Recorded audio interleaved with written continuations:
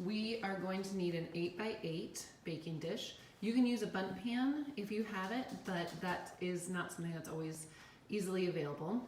You're gonna need to spray that with Pam cooking spray. And then I've got 2 cans of biscuits.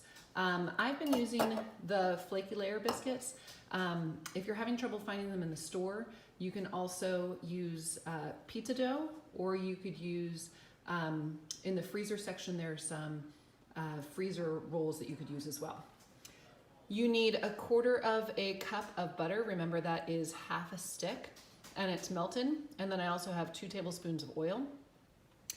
In here, I've got a teaspoon of garlic, 2 teaspoons of Italian seasoning, and about 1/4 teaspoon, half a teaspoon of salt. Kind of depends on what your toppings are.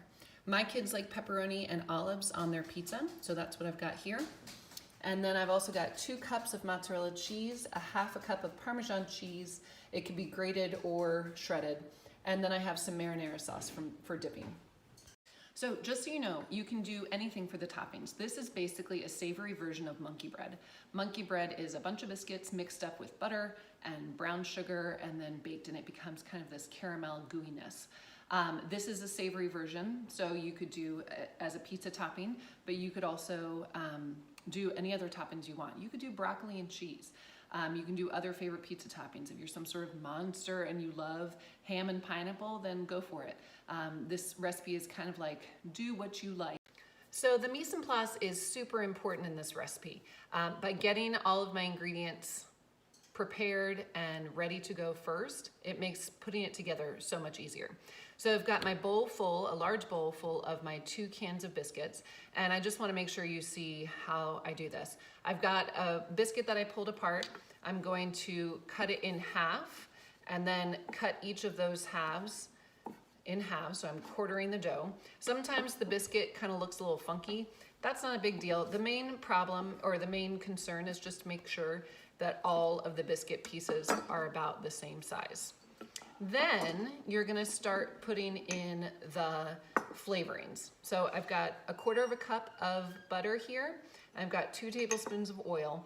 I'm gonna put them together with the seasonings so that I can get those seasonings really mixed well.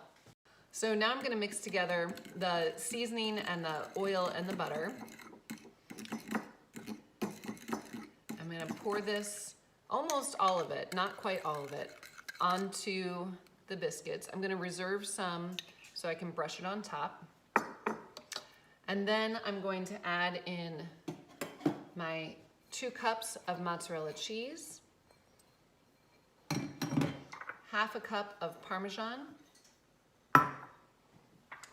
and then the pepperoni and the olives. Pepperoni I quartered, and then the olives I just cut up really fine in the food processor. But if you like sliced olives or whatever, that's fine too.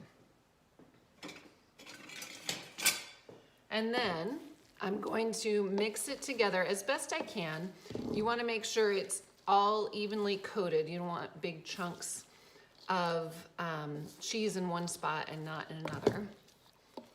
And you're going to mix this together until it's all incorporated. Okay, so once you've got it all mixed together, you're gonna put it into the 8x8 pan. By the way, if you're feeling that the spoon is not a good way to mix and you'd rather mix it by hand, that can help to break up some of the clumps as well. So you're gonna get it into the pan, spread it out so you've got even goodness all over. And then you're gonna top it with the remaining oil and butter, just to make sure that top layer gets a nice coating.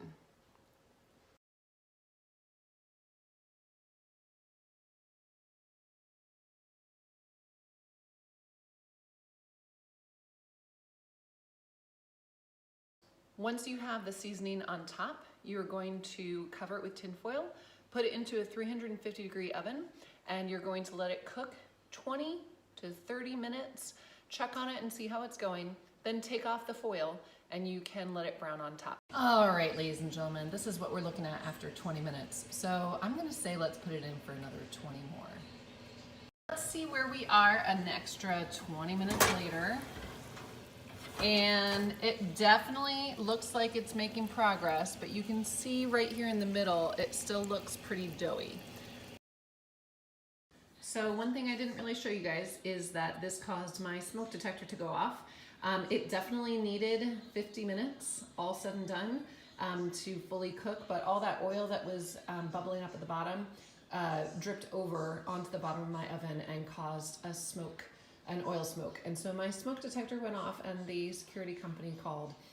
So anyway, just watch out for that. One way you can stop that from happening is to put a pan below your dish. But I know that it's baked and cooked through because when I lift up in the middle, I can see that the biscuits are cooked. So that's a sign that it's ready to come out. So I've got it on a cooling rack. I've let it cool, and then I'm gonna show you how to flip it over. Okay, are you ready for this? This is how we're gonna flip it out. I've got a plate.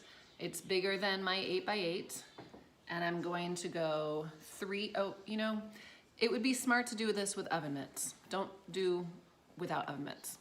All right, ready? 3, 2, 1. Whoa. Ooh, I did it. And then you're going to serve it upside down. Ooh, ah. So I think the lesson here today is that your FACS teacher is not perfect. I know some of you were under that impression. A couple of things, just food is done cooking when it's done cooking. My chefs in culinary school used to say, it's done when it's done, and that's true. Always keep an eye out for oil dripping onto the bottom of your oven because it will smoke and it will set the fire alarm off. This is really good. I decided to flip it back over and I'm serving it with marinara sauce. But it's pizza and it's sauce and it's good. So have a great day.